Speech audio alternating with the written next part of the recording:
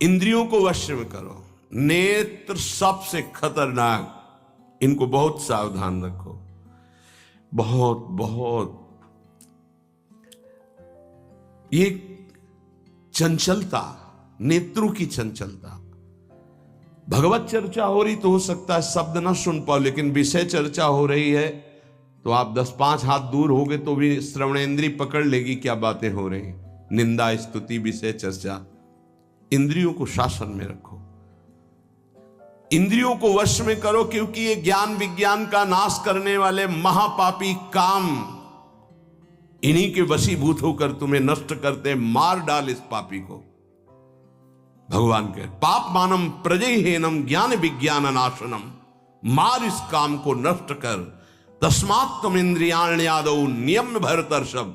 ये महाभारत सबको लड़नी पड़ेगी, ये महाभारत है, सबको लड़नी पड़ेगी।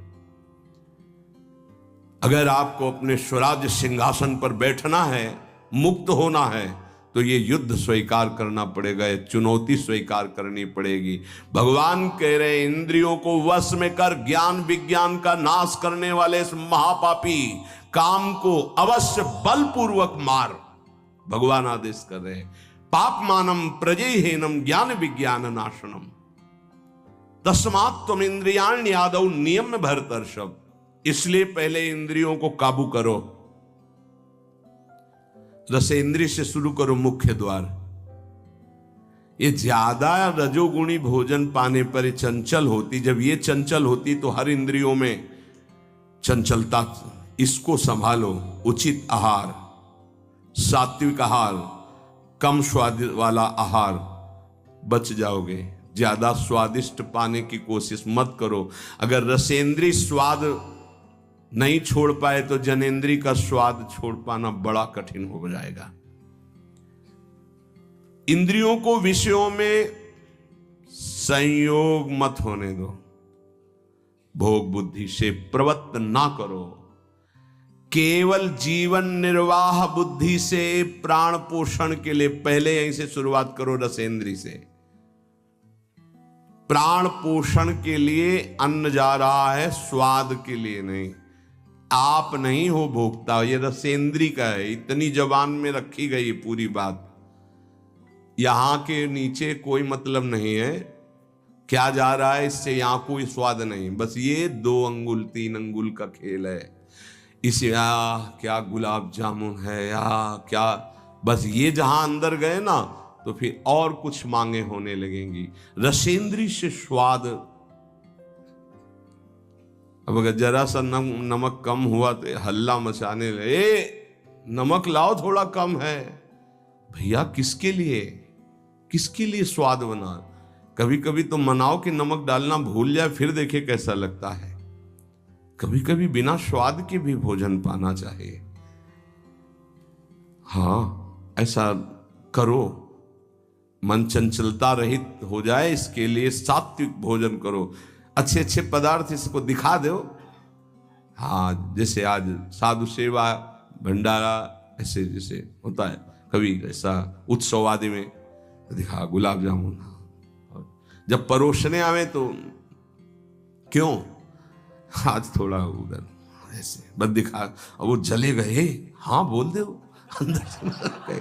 हाँ, गरम गरम धुआं उठता हुआ समोसा, हरी चटनी, लाल चटनी और वो सेवई नमक वाली। हाँ ऐसे। अब ये खा के तुम ध्यान करोगे किसका, अब ये निर्णय तुम करो।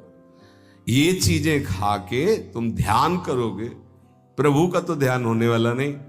सात्विक भोजन पाने से हमारे अंदर भजन की वृत्ति बढ़ती है, और रजोगुणी तमोगुणी भोजन पाने से भोग वासना बढ़ती है, निद्रा प्रमाद स्थिति आती है। बिल्कुल सच्ची बात समझो, ये 3 गुणों से हर सामग्री बनी हुई। इसीलिए संतों ने निर्णय किया आप ये पा सकते हैं, ये पा सकते हैं, ये पा सकते हैं। खूब अनुभूति विषय, इसलिए मना किया गया आप ये नहीं पाएंगे। क्यों नहीं, भगवान ने तो सब कुछ बनाया है पाने के लिए, तो पाने के लिए भी बनाया है, तो फिर और व्यवस्था भी भगवान ने बनाई है। रो रो नरक, अंधतामिस्त नरक, ये भी भगवान ने बनाए हैं, तो इनका भी स्वाद आप लीजिए।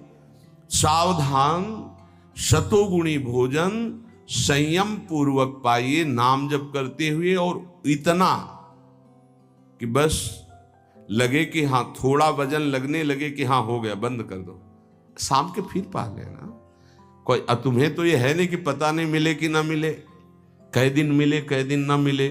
उसमें होता है कि अब जो मिला है डाल लो, पता नहीं कई दिन बाद मिले। तो आप लोगों को तो एक मिलता है, तो संयम में आपके पास व्यवस्था श्री जी ने सबकी कर दी। तो संयम से आहार, और अच्छे पदार्थ ना लो तो अच्छा है, अगर लो तो बहुत कम लो, थोड़ा।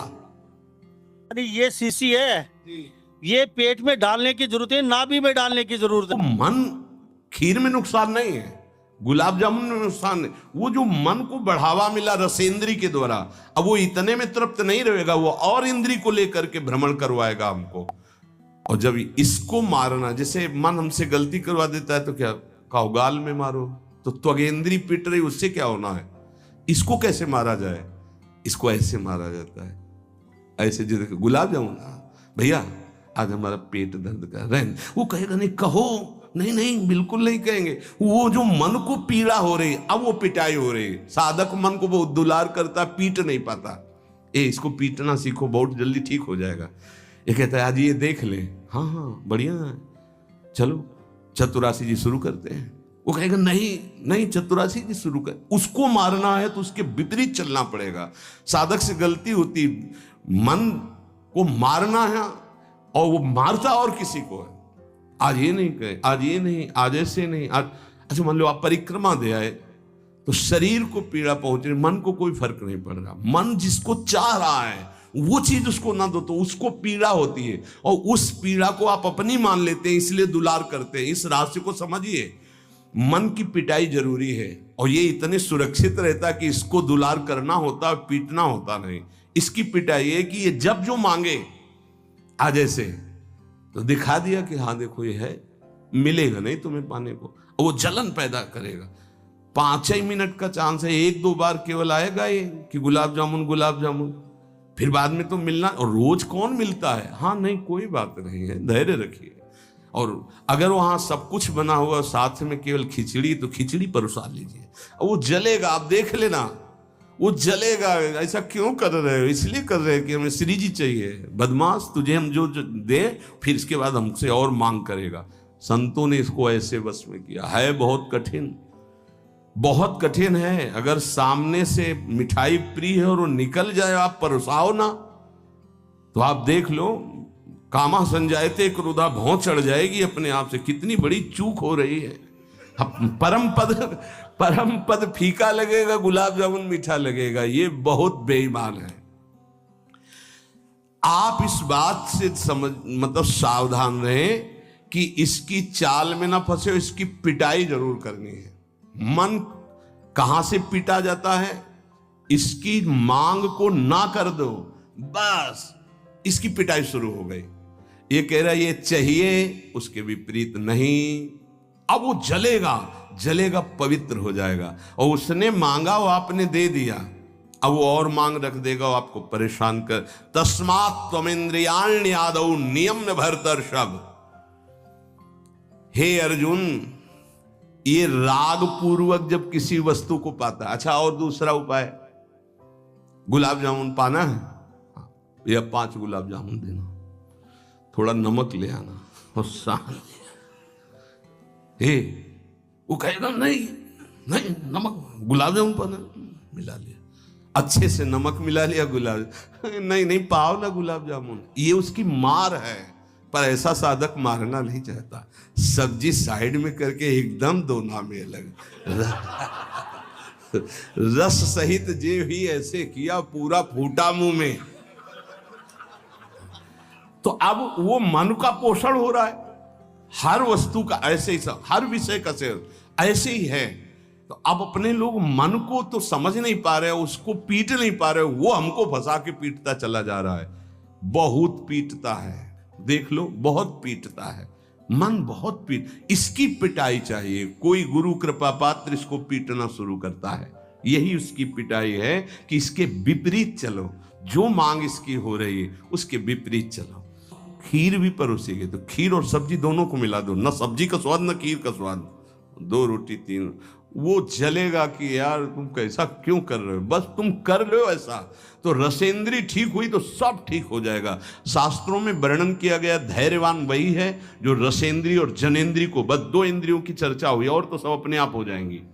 और रसेंद्री प्रधान, रसेंद्री ना हुई तो फिर आगे जो राग पूर्वक भोग, कोई भी भोग किया जाए वो बिल्कुल द्रवित हृदय में छप जाता है, बार बार पीड़ा पहुंचाता है, ना चाहते हुए भी साधक का पतन कर देता है। यही है, ना चाहते हुए पाप कौन करवाता है।